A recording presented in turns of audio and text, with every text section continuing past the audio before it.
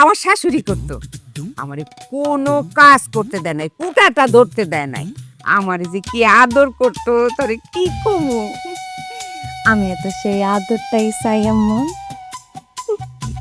আনতে বাড়ির সব কাজ আপনি করবেন। আমি আমি কাজ করবো? তুই যে কি করতেছস? তোর আমি এত আদর করি আর তুই আমারে কাম করানোর লেগে আদেশ করতেছস, রান্না করতেছস। করবো আম্মা।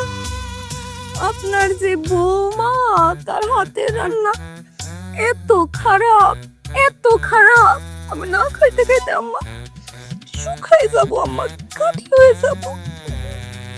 কি করবো আম্মা বলে?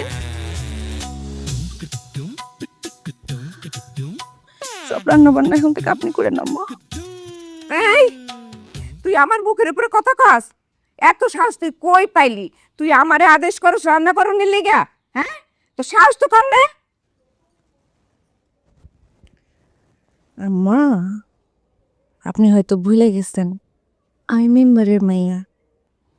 আমার বাপের ইশারায় এই গ্রামের সবাই না চক্কর খায়। আর আপনার পোলার যে চাকরিটা, সেটা এক তরিতে চলে যায়। আর যে বাড়ির মধ্যে বৈশা বৈশা পায়ের উপর পা তুলা সারাক্ষণ আদেশের উপর আদেশ দেয়, সেই বাড়ির বন্দুকটাও না আর ফিরা পাইবেন না।